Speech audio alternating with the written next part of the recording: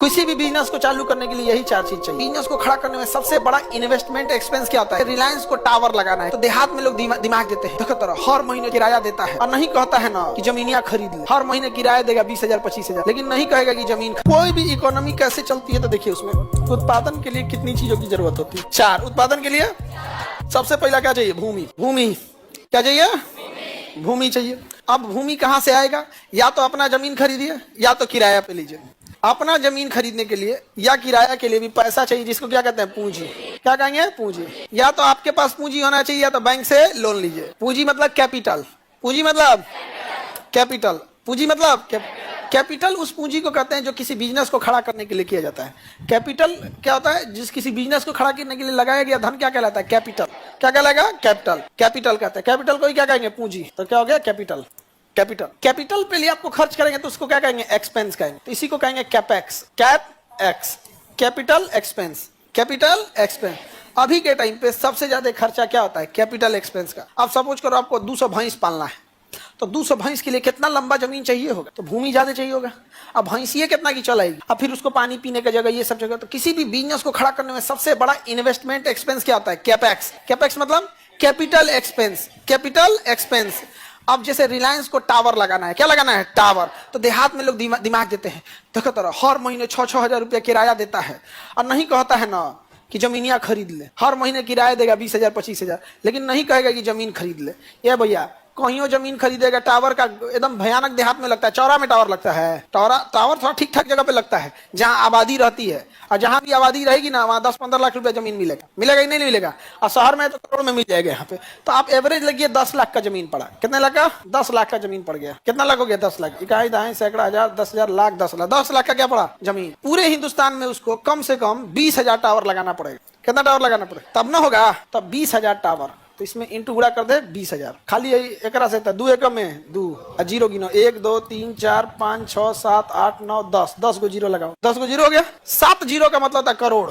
1 2 3 4 5 6 7, इतना जीरो का मतलब करोड़। अब देखो इकाई दहाई सैकड़ा हजार 2,000 करोड़ उस हजरा का जमीनें खरीदने में चल गया। वो कौन सी टावर लगाएगा? 2,000 करोड़ का कौन सी खरीदने में चल गया? तब तो का बिजनेस हो गया। कुल रिलायंस का पैसा चल गया कौन सी खरीदने में।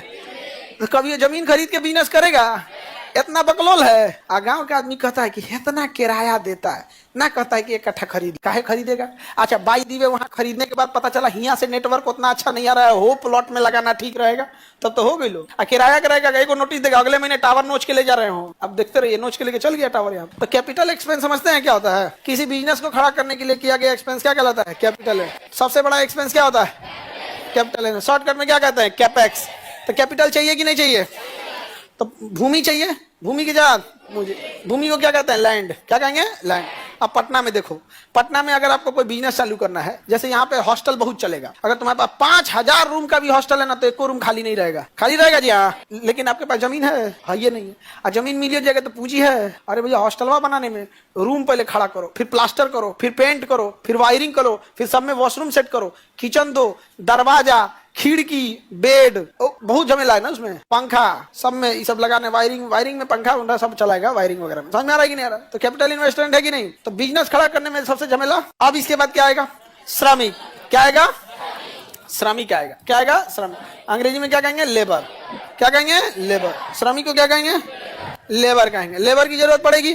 काम कौन करेगा यहाँ पे? बिना लेबर कोई काम करेगा? बिना लेबर तो कोई काम नहीं करने वाला। काम कैसे? लेबर की जरूरत है, वर्क फोर्स जो वहाँ काम करने के लिए चाहिए। अगला चीज क्या चाहिए भैया? एंटरप्रेन्योर, उद्यमी। उद्यमी जिसकी कंपनी होगी एंटरप्रेन्योर। एंटरप्रेन्योर। उद्यमी जिसकी कंपनी है उसे क्या कहेंगे? एंटरप्रेन्योर, उद्यमी। वही दिशा निर्देश तय करेगा कहाँ क्या होना चाहिए क्या नहीं। ये 4 चीज जिसके पास है फैक्ट्री उसी की होगी। किसी भी बिजनेस को चालू करने के लिए यही 4 चीज चाहिए। किसी भी उद्योग को चालू करने के लिए इतनी चीजें चाहिए। 4 चीज: भूमि, पूंजी, श्रमिक, उद्यमी। कुछ भी चीज देखिए, जैसे ये कोचिंग है, ये क्या है? कोचिंग है। यहाँ भूमि है कि नहीं है? भूमि खरीदी है या रेंटेड है? रेंटेड है। उसे क्या मतलब है? भूमि रहना चाहिए। रेंटेड है। रेंटेड है कि नहीं? क्या इसमें पूंजी लगा है? पूंजी लगा है। बेंच है, वायरिंग, लाइट, पंखा, AC, TV, speaker, stage, panel, camera, wifi, ये सब चीज। तुमको एक खाली चेयर में दिखा है जो मेन इन्वेस्टमेंट तो एक गो है यहाँ पे, नहीं समझे? बहुत सारा झमेला है यहाँ। तो पूंजी लगाए कि नहीं? यहाँ काम करने वाले श्रमिक भी हैं। श्रमिक में कई टाइप के, टीचिंग, नॉन टीचिंग सब आएंगे। श्रमिक मतलब लेबर नहीं, काम करने वाले क्या हो जाएंगे, श्रमिक हो जाएंगे। श्रमिक हो जाएंगे काम करने के लिए है सब में। इसमें अलग अलग एम्प्लॉय होंगे, अलग अलग काम कर, कोई टेक्निकल होगा, कोई नॉन टेक्निकल होगा, कोई टीचिंग में होगा, नॉन टीचिंग में होगा, कोई टाइपराइटर होगा, फोटोकॉपी वाला, यानी 25 किस्म के यहाँ पे काम होगा समय।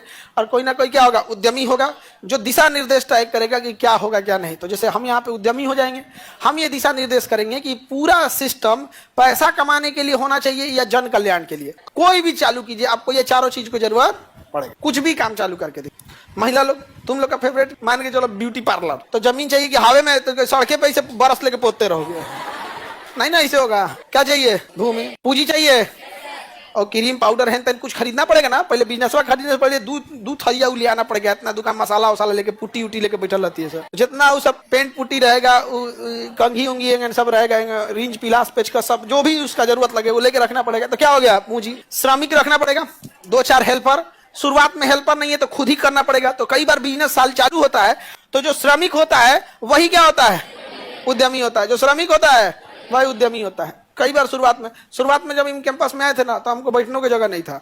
तो जैसे छुट्टी होता था तो हम भी बाहर टहलते थे, ऑफिस था ही नहीं। फिर आके क्या हो जाते थे, पढ़ाने लगते थे। रात में जब जाना होता था तो शटर था ही नहीं, छोटा ऑफिस था तो दरवाजा बंद करना होता था, लकड़ी का दरवाजा था बंद। हाँ अपनी और कुछ कहाँ से लेके आएंगे, क्योंकि पहले स्टूडेंट कम थे तो पैसा भी कम ही था। तो हम पैसा बढ़ाने के लिए या तो आपका स्टूडेंट बढ़ाइए या तो फीस बढ़ाइए। फीस हम बढ़ा नहीं सकते थे। धीरे धीरे सब हो जाता है यहाँ पे। तो यहाँ एक डॉक्टर साहब है, डॉक्टर रमाशंकर प्रसाद, उन बाहर टहलते रहते थे। तो वही उन बुला के नंबर अपना चैम्बर दिए कि इसमें बैठिए आप। तो पहले उनके डॉक्टर साहब के चैम्बर में बैठते थे, फिर धीरे धीरे ऑफिस हुआ, क्लास हुआ। अब बैठने का जगह है लेकिन बैठने के लिए टाइम नहीं है। उस समय भी पढ़ा, देखो फीस जो होता है बहुत ग्रेजुअली बढ़ता है। आप जितना यहाँ फीस देते हैं फाउंडेशन बैच में ना, उतना आपका एक मंथ में आप यहाँ खर्चा कर देते, उतना का खाना खा जाते होगे। हाँ ज्यादा हो जाता है। तो अब कितना हम ज्यादा पैसा लेते हैं कि आपके मकान मालिक लोग, और एगो अर्थी देते हैं बैठने के लिए। यहाँ क्या रेट चल रहा है अर्थी का भी? हाँ मारणासनवा का कितना रुपया लगता है? 2500। हॉस्टल है, मरणासन बराबर है। देखना ना, एक ऐसा कोना में हॉस्टल है ना, घुसने के बाद खत्म हो जाए। अरे त्रिजा तो खत्म हो गया यहाँ, बहुत जगह है। तो कई बार क्या होता है, श्रमिक ही क्या हो जाता है, उद्यमी हो जाता है। इसमें कोई दिक्कत। तो जैसे आप ही लोग बिजनेस कीजिएगा शुरू में, तो शुरू में आप ही श्रमिक रहिएगा, आप ही क्या हो जाएगा, उद्यमी। लेकिन जब आपका मुनाफा बढ़ेगा, तो प्रॉफिट किसको जाता है, उद्यमी को, और सैलरी किसको जाता है। तो अब अगर आप अकेले हैं तो सैलरी और मुनाफा सब आपका।